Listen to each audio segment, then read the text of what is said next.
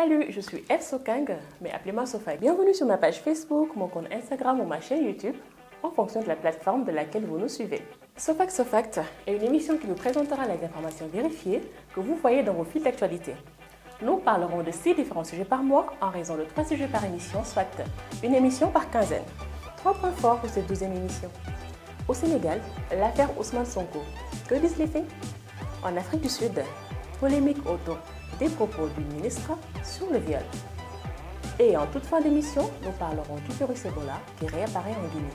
Quelles implications d'un nouveau virus sur l'Afrique de l'Ouest en pleine crise Covid?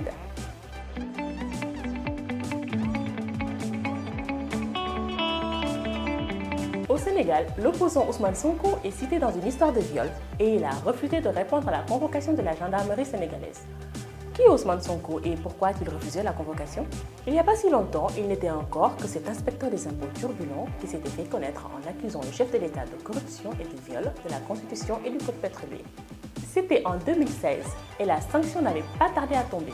Ousmane Sonko était radié de la fonction publique par décret présidentiel pour manquement au devoir de réserve. Depuis, il a fait du chemin.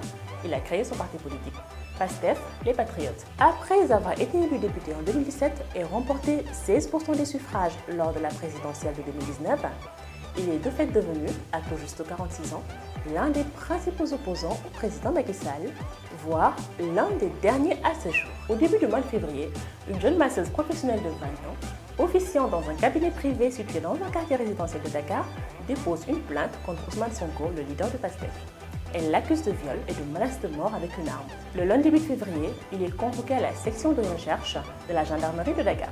La veille de la convocation, le jeune député fait appel à une partie de la presse le soir en plein couvre-feu pour faire un discours diffusé sur les réseaux sociaux où il explique sa version des faits et où il exprime sa crainte d'être arrêté le lendemain sans que son immunité parlementaire ne soit levée. Il appelle ses partisans à résister par tous les moyens possibles à cette arrestation. Ousmane Sonko, président de parti politique, député à l'Assemblée nationale, a fait l'objet d'une accusation pour le moins gravissime d'avoir attenté, d'avoir violé une jeune femme en pointant sur elle des armes en plus, avec étranglement et tout ce qui s'ensuit. Je subis depuis 2007 des massages thérapeutiques pour raison de santé.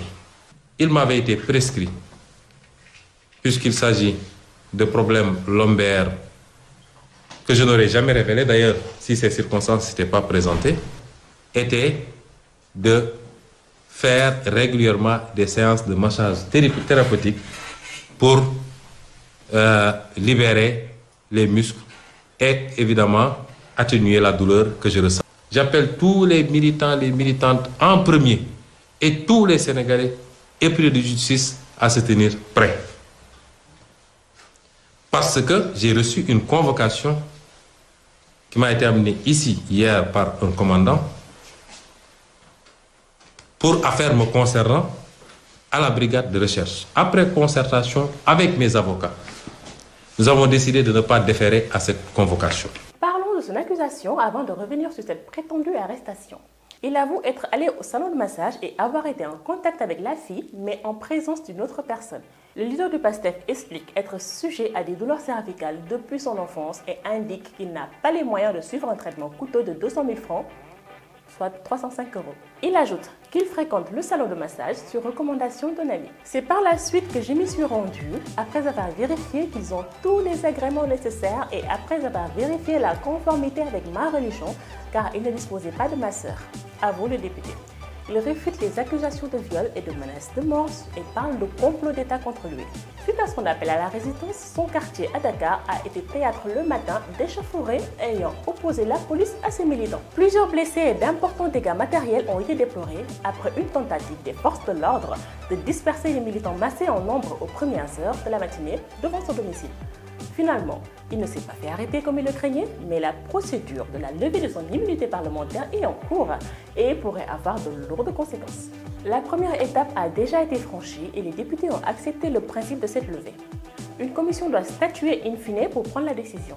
Il s'agit d'une commission de 11 membres, dont 8 de la majorité présidentielle, 2 du groupe parlementaire Liberté et Démocratie et une des non-inscrits.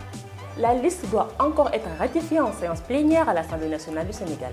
Rendez-vous est pris donc pour le mercredi 17 février. Après le vote, la procédure prévoit une audition d'Ousmane Sonko devant la commission ad hoc.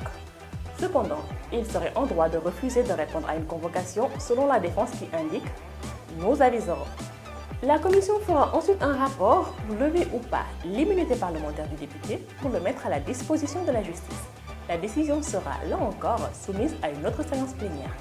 Pour le moment, il a le soutien du PDS et de l'ancien président Abdoulaye Wade qui déclare dans un communiqué que l'opposant a manqué de prudence et a été piégé. Apparemment, écrit-il, son inexpérience a été exploitée par un adversaire puissant et futé qui connaît ses faiblesses. L'ancien chef d'État condamne cette façon d'éliminer un adversaire politique. En tout cas, s'il est déclaré coupable, suite à la levée de son immunité par les tribunaux compétents, il sera condamné au pénal et aura désormais un casier judiciaire et ne pourra plus se présenter comme candidat à la présidence à cause de ce casier.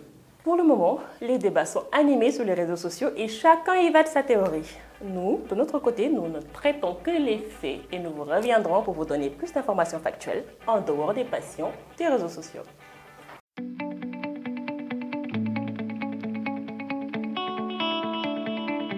Parlons maintenant de l'Afrique du Sud, où la ministre sud-africaine de l'Éducation de base, Angie Motshekga, était lundi sous le feu des critiques pour avoir sous-entendu que les hommes ayant fait des études ne violaient pas dans un pays ravagé par le fléau des violences contre les femmes.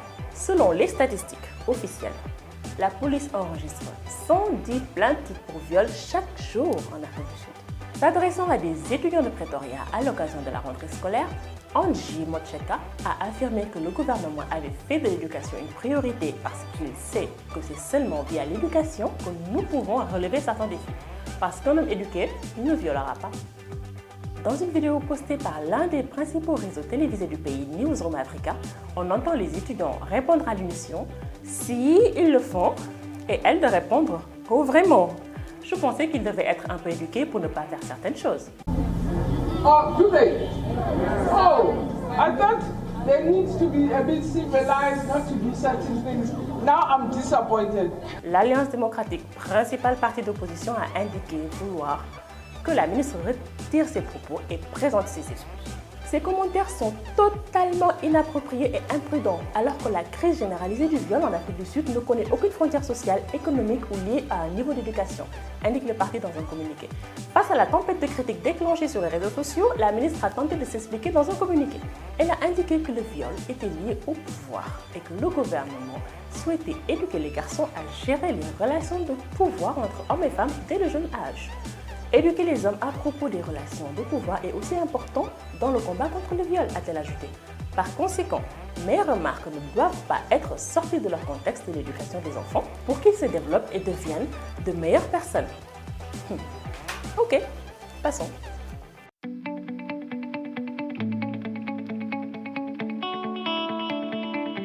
À présent, parlons du virus Ebola. Depuis une semaine, il est dit qu'il y a des cas de virus Ebola en Guinée et qu'il risque de se propager en Afrique de l'Ouest. Cette information est vraie. D'où vient-elle cette fois et quelle est la dangerosité de la nouvelle épidémie en Afrique de l'Ouest? Cela fait plus de 4 ans que cette épidémie a pris fin en Afrique de l'Ouest. Elle était considérée comme l'épidémie d'Ebola la plus importante et la plus complexe au monde à ce jour et elle a tué plus de 11 000 personnes. Selon l'Organisation mondiale de la santé OMS, le virus Ebola est transmis à l'homme par un virus provenant d'animaux sauvages. Il se propage ensuite par contact d'homme à homme. Comment l'épidémie actuelle a-t-elle débuté?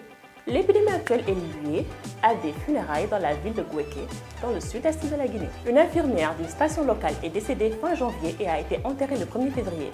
Quelques jours plus tard, 8 personnes ayant assisté aux funérailles ont commencé à souffrir de diarrhée, de vomissements, de saignements et de fièvre. 3 patients sont morts par la suite et les autres ont été isolés et reçoivent un traitement hospitalier. En attendant, l'OMS déclare qu'elle coordonne l'aide au pays, notamment l'accès aux vaccins et aux traitements contre le virus Ebola. L'organisation a également déclaré qu'elle collaborerait avec les gouvernements des pays voisins pour accroître la vigilance. Le Libéria et la Sierra Leone sont placés en état d'alerte élevé, bien que de nouveaux cas ne soient pas encore confirmés.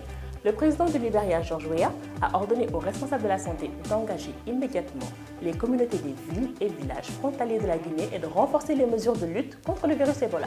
Les autorités sanitaires de la République démocratique du Congo ont confirmé un 4e nouveau cas d'Ebola dans l'est du pays. L'OMS a indiqué qu'elle est également en contact avec d'autres pays de la région, dont le Sénégal, le Mali et la Côte d'Ivoire, pour suivre de près la situation. Le ministre de la Santé et de l'Hygiène publique ivoirien a annoncé mardi dans un communiqué des risques de propagation du virus de la Guinée à la Côte d'Ivoire et affirme être prêt à lutter.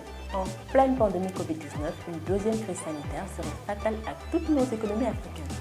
Nous souhaitons donc un bon courage à nos gouvernants pour vite éteindre ce feu Ebola.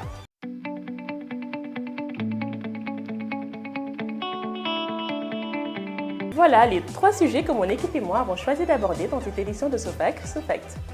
Si vous avez des questions sur ces sujets, mettez-les en commentaire ou si vous voulez que nous parlions d'un sujet en particulier, mettez-les toujours en commentaire ou envoyez-nous des messages privés sur Facebook ou sur WhatsApp.